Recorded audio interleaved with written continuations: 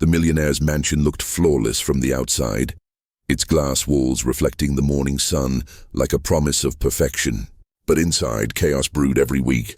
No maid seemed to last more than a month. Some fled in tears, others left without a word. The reason was not the wealthy man himself.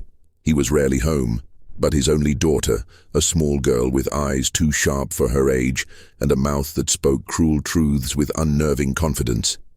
She was 9 years old, and already she had driven away more than a dozen women who had tried to care for her. No one could withstand her taunts, her cold silences, the way she could make a grown woman feel unwanted. Until one day, a woman stepped into that house who had more to lose than pride. Her name was Claire. She was 31, a widow whose husband had died suddenly in a construction accident. The company insurance payout never came, and now she lived in a one-bedroom apartment with her 6-year-old son.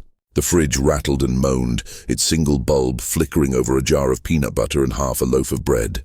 An eviction notice curled yellow against the doorframe, ignored but threatening. Her shoes had holes in the soles that let in the damp whenever it rained.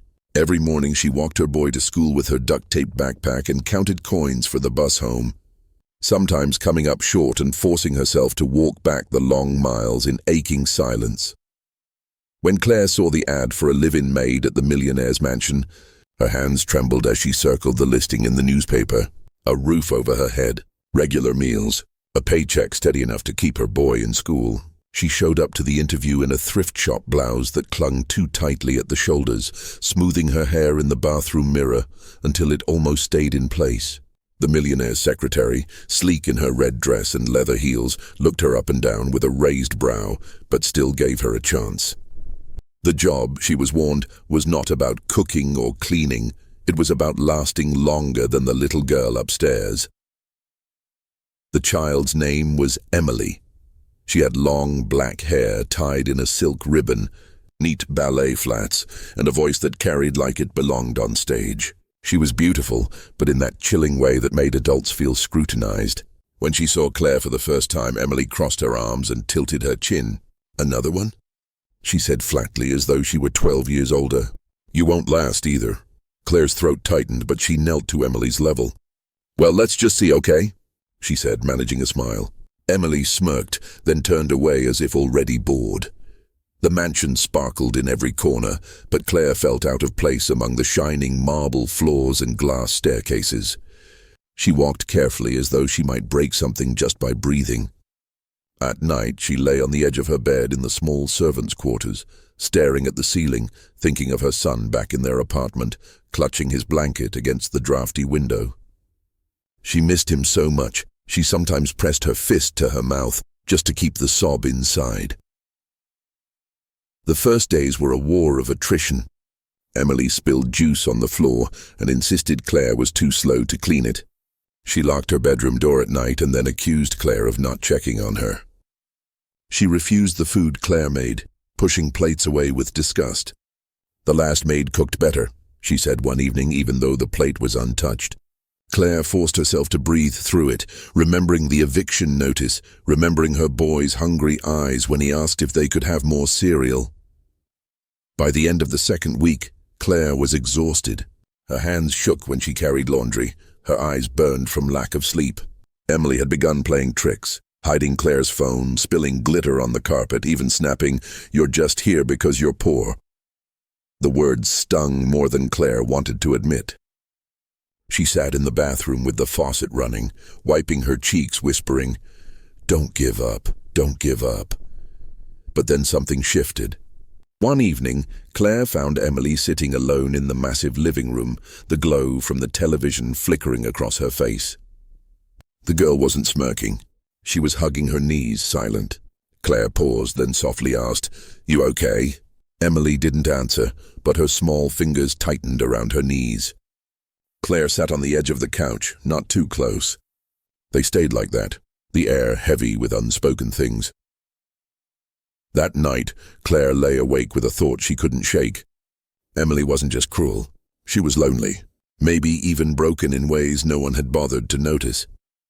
And so, the next morning, when Emily tried her usual sharp remarks, Claire didn't flinch.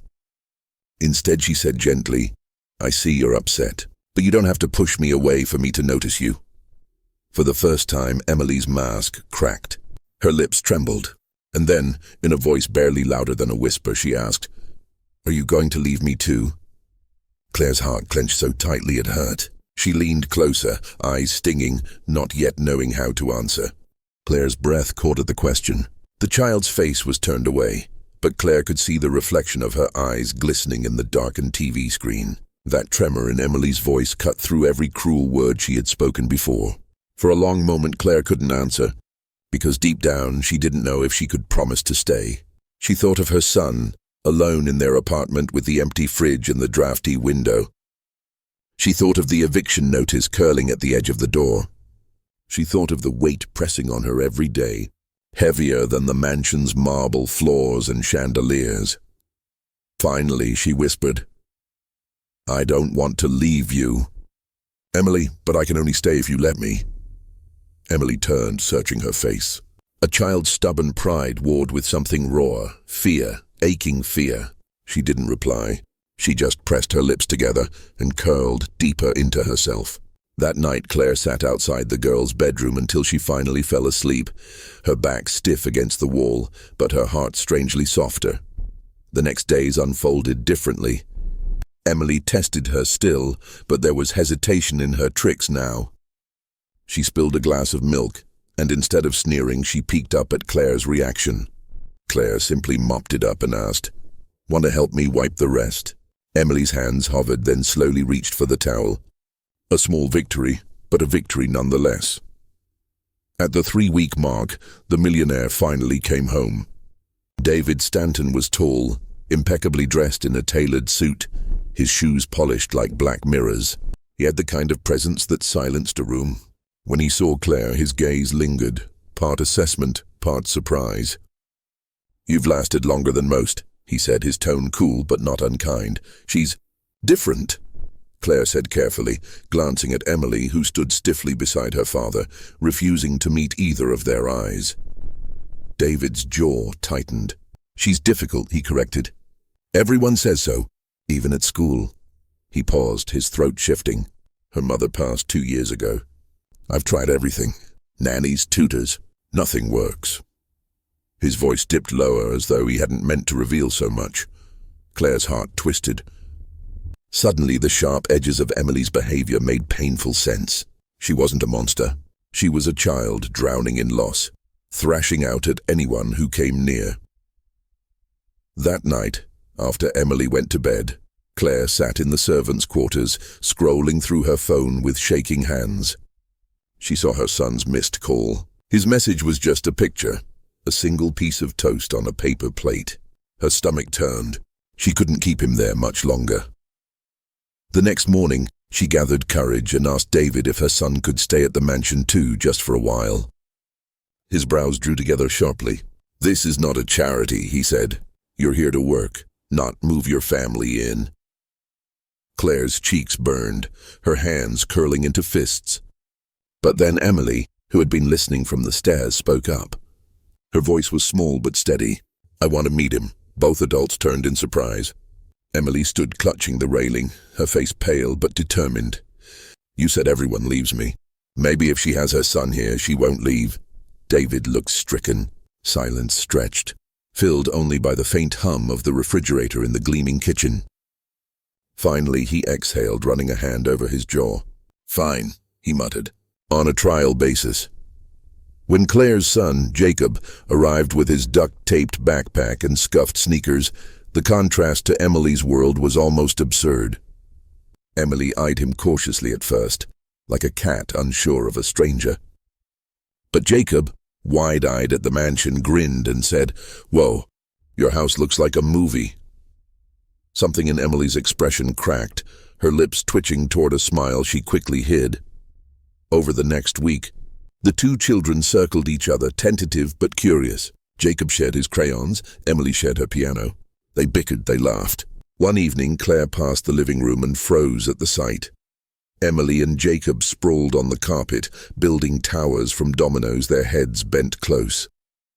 Emily's laugh, high and unguarded, rang out, and Claire felt her chest swell with something she hadn't felt in years. Hope. But just as things seemed to settle, tension returned. One stormy night, thunder rattled the windows. Emily woke screaming, calling for her mother. Claire rushed in, holding the trembling girl, while Jacob peeked from the doorway, frightened himself. Emily sobbed into Claire's chest, her fists clutching the fabric of her nightgown. "Don't leave me like she did, please." Claire's tears spilled freely. She rocked Emily gently, whispering, "I won't. I promise I won't." In the doorway, David watched, his usual stoic face undone by raw pain. Later, he found Claire in the kitchen, brewing chamomile tea with shaking hands. He cleared his throat. "You've done what no one else could," he admitted, voice rough. "You've reached her." Claire looked at him, exhaustion etched in her face, but her eyes alive with quiet fire. All she needed was someone who wouldn't run. For a long time, neither spoke. Then David placed an envelope on the counter. Inside was not just her paycheck, but a signed lease for a small 2-bedroom apartment near a good school. "For you and your boy," he said softly. "No one should live under eviction notices." Claire's knees nearly buckled. She covered her mouth with her hand, eyes wide, heart racing. Jacob's future, safety, stability, it was all in her grasp because of this one man's unexpected kindness. The next morning, when Emily hugged Jacob goodbye before school, she whispered, "You both are my family now." Claire, standing behind them, felt her chest ache with gratitude. For the first time in years, she believed the impossible, that broken lives could be pieced back together. Not by money or marble walls, but by the fragile, powerful thread of kindness. Because sometimes, one act of generosity doesn't just change a life, it saves it.